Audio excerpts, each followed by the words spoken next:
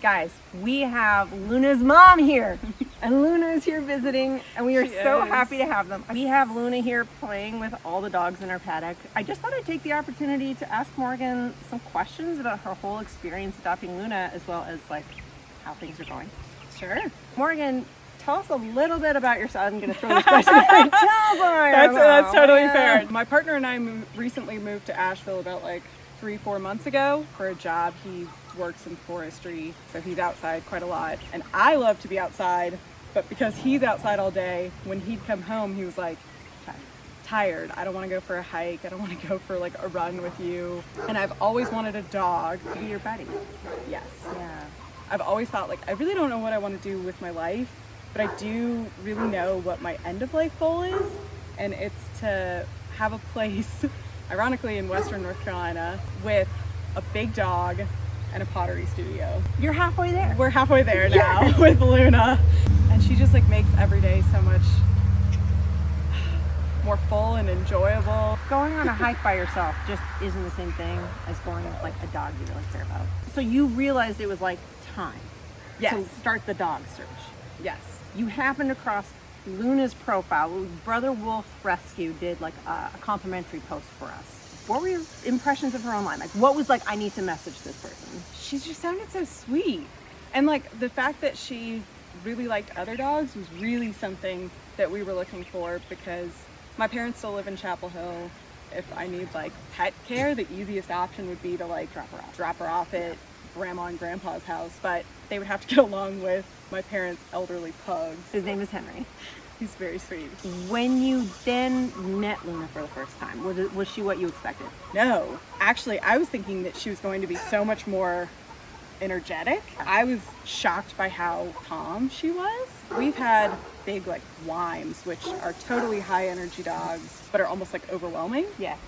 And that's what I was expecting. And when she was like very sweet, gave some kisses, but wasn't like overwhelmingly trying to jump on me, I was kind of like, whoa, this dog really is a sweetheart. When I initially posted the we met, a potential owner met Luna, but we're gonna wait. She's gonna come back with a pug, or with her mom's pug.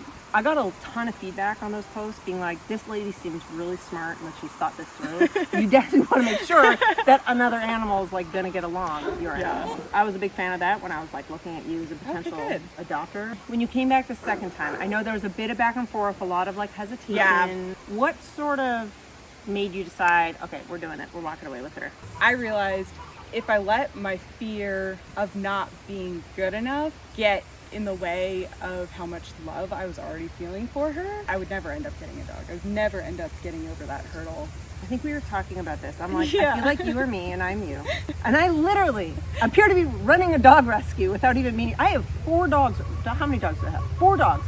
There's a 5th here because Luna's here. I still am worried I'm not going to be. Like, I have that exact same thing. Yeah. Like the other night, I think Luna had enough like attention from us and just wanted to go chill for a while, and I was like, she doesn't love me. I'm a bad dog parent. I haven't given her enough. But I mean, I had taken her for like a 2-hour hike that night. Really tired. She was like definitely just tired. Do I still sometimes have fears that I'm not going to be good enough? Yes, but every day she's like shown me that I'm at least doing something right. Right after I had that meltdown thinking like I'm not doing enough for this dog, I'm not giving her like the best life that she can have, the next morning she like nudged open the door and started wagging her tail and like really excitedly came to see me. And I was like, all right, It's not me. It's not me. She was You were just tired. Yeah. No one knows what her life was like before she strayed onto our property. She was clearly a stray, very skinny, had been alone a long time.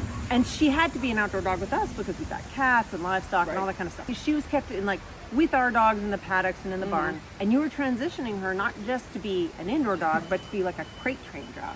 Right. How did that transition go? Because it hasn't been that long. So the first day was crate training. I was not happy to get in the crate. We had to pick like all 55 or 60 pounds of her up and put her in the crate. But you know what? She also has a fear of transitions, I've noticed. Yes, she Getting does. in and out of cars, through a gate, like totally. Probably that shift without really understanding what it was made her scared. Right. Yeah. It's wild. Like now, she goes in the crate all the time. She loves it. We put a bed in there and she's obsessed with it. She snores in there like all day when we're not like out on walks. Yeah. When it's bedtime, like she knows it. I just sort of like will say, it's bedtime, like grab her collar, and she will immediately go in there. Wow. She definitely is hesitant in some of our rooms. I think that part of it is like transition. Doorways. Ugh. We have one room that's like, our kitchen is a different tile than the rest of the house. So she freaks out going into the kitchen. That's really funny. Since having her, is there anything that's really kind of surprised you, like picking her up from adoption till now? She like barely barks. When I first met her, I started doing a lot more research into plott hounds to like really try and understand what I was getting into. Like, is this going to be a dog that I can give the right lifestyle to? What I read almost universally was like, get ready to hear their voice. And I really haven't, except when we're on hikes and I think she's smelled like bear scat or something. Yeah. I'd say That's the only time, though. that's a testament to how well you're doing with her. The fact that you're home with her, you can correct any behavior, any anxiety. I mean, plott hounds, first of all, their bark is like very high pitched and shrilly. Very shrilly bark. Yeah. She barked a lot with us, but that's Really? because she was bored. She was bored in the paddock. She can only play with the dogs so much. She wanted to be with her human packs. We really wanted that for her, but we couldn't. We didn't have the right setup for it. You know, the plott hound, I think, is the like North Carolina dog. It is, yeah. Originally, the breed was developed in Haywood. in Haywood County. And so I think there's a lot of people around here that keep their plotts outside. There's not going to be someone right there to correct their barking, and they're going to be, if they're hunting, they're obviously going to be barking. So I think a lot of people, they just bark a lot. If you train them right, if you set up the expectation for them, and you're there with them, which you are, because you work from home. Oh yeah, we're like together all day. It is funny that she is also like a breed from North Carolina, because my family has like kind of joked always that we don't have any like relatives outside of North Carolina.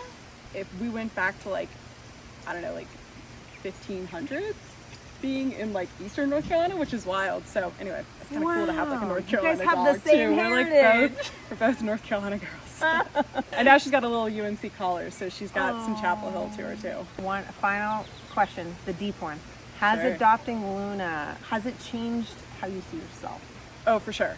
Like on hikes, normally I would be like concerned with my own footing. Like immediately it's shifted to like, I'll place my body in front of anywhere she could like slip, so that if she slips I can catch her. It's like made you braver.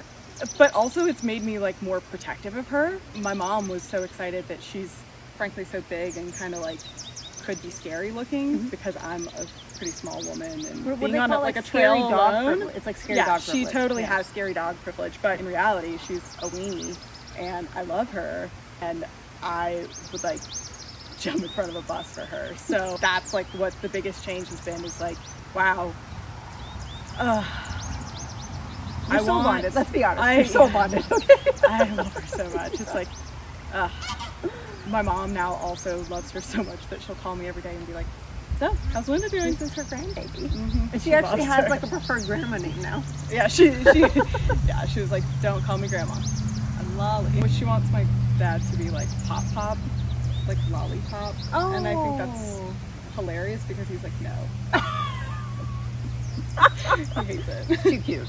Well, I really appreciate you bringing Luna by. Hopefully we'll have more of these play dates whenever you're in the area. Yeah, definitely. Well, this was perfect. Like, you know, my partner was off Bike racing. Truly on like a 50-mile bike race. So it's a good opportunity to like bring her by and see her best buddies. It's so good to see her like actually be able to dog. And we don't have like a fenced-in yard, but our neighbors do, and they've agreed to let us like go bring her over there whenever we want. Nice. So we haven't yet, but it's really good to see her like bounce around. Yeah, I mean, get some energy out. Honestly, from everything I know about dogs, if you're walking, hiking with her, that's like number one. Yeah. That's the part that most people miss. Yeah. They're like, oh, but we have a yard. It's like, yeah, it's not the same thing. No, yeah, she is getting like a bunch of different smells, and I can tell that she's really like mentally stimulated. And she's with you. She's looking to you. You're telling her what to do, and it's like you're the pet. We're working on that. We're working on it. Okay, yeah, that's the eventual goal.